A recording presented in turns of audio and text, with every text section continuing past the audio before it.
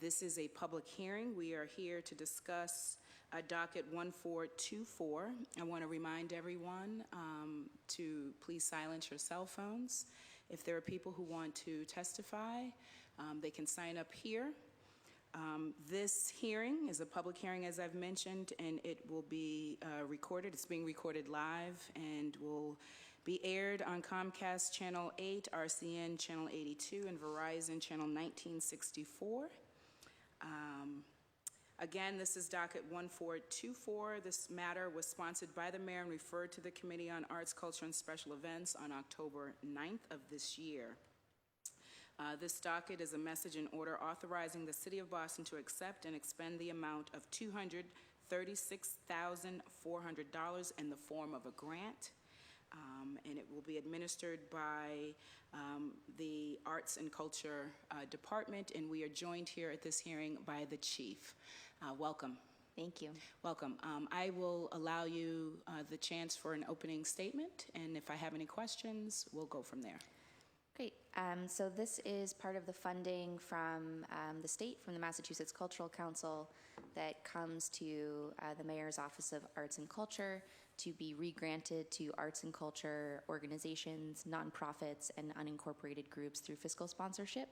And we do grants of up to $5,000 for general operating for those organizations through an application process and a panel review process through the Boston Cultural Council. So the amount that you just named will be added to $300,000 from the mayor's office that comes to us through our operating budget. So altogether, it's a little over $500,000 that we'll be regranting to local arts organizations. Wonderful. And how many organizations will benefit from these grants? It'll be anywhere from 150 up to, I think we just received about 175 applications this year. Last year it was a little bit more than that. You said 105? 150. 150? Mm-hmm. And are the same organizations that apply each year, do they continue to reapply, or is it new organizations? How does it work? How do you do the outreach? How do you select? You said there was a panel. Yes, there's a panel review process, so every application is read twice and scored based on a standard application that we use.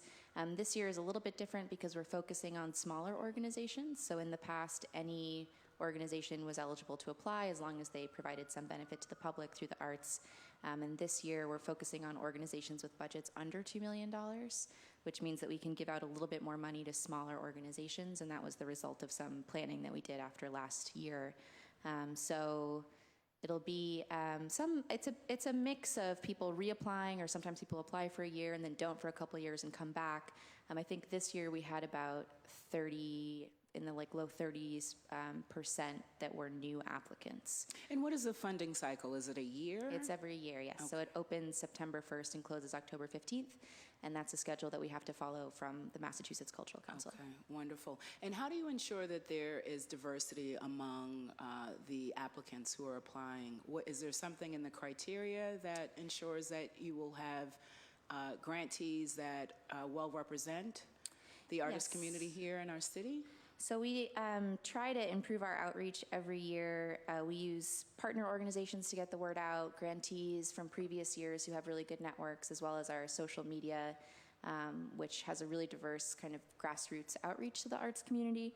And then this year, because we're focusing on smaller organizations and we wanted to think about how we could better support them and really understand who they were serving, we did ask specific questions about what populations they serve, whether they work with youth, whether they work with other kind of distinct groups that they could name, like people with disabilities, different immigrant populations. And then we do ask, all of the questions that are scored are about how the organization is expanding and diversifying audiences for arts and culture in Boston, ways that they're providing improved or unique perspectives on arts and culture to Boston's increasingly diverse audiences. And then we also ask what relevant experience and qualifications that organization has to work with that community that they've identified. So really trying to find organizations that are cultural anchors in their community and represent that well. So this is our first year of trying these questions. Oh, wonderful. That's good to know. I'd be really interested to see if the response is more diverse based on the questions that you're asking. Let me ask about the diversity of the arts, so not so much race and culture, but different types of arts. How do you ensure that your applicants will be representative of a broad range of the arts? So that's mostly through our outreach efforts and through some of the language that we've put into the application. We do specifically reach out to groups who we think should be applying, but who might not think that this is for them. So that's been one of the biggest barriers, is that people see the word grant and organization and they think that that doesn't apply to them. So we try to be really clear that if you're a collaborative or you're a collective, any kind of creative work that you're doing can be eligible for this funding. So we also had workshops leading up to the September opening of the application so that people could come learn more about that. Wonderful, wonderful. And you said this is because of the city match, it's about $500,000. That's right. And how many grants? Your typical grant is, I didn't do the math. Typical, so it's typical 3,500, so how many grants are we talking? So we're talking potentially 150 because this is our first time doing this format. We'll have to see how it shakes out based on who applied. But an organization with a budget of up to $100,000 is eligible for a $2,000 grant. An organization between $100,000 and $500,000 is eligible for a $3,500 grant, and an organization larger than that is eligible for $5,000. So it depends a little bit on how many of each category of organization applies. So we'll see how it shakes out this year, but it should be around 150 organizations. Wonderful. And how many years have we been doing this? That's a good question. We've been doing it for at least 10 years. I'm not sure when the program started.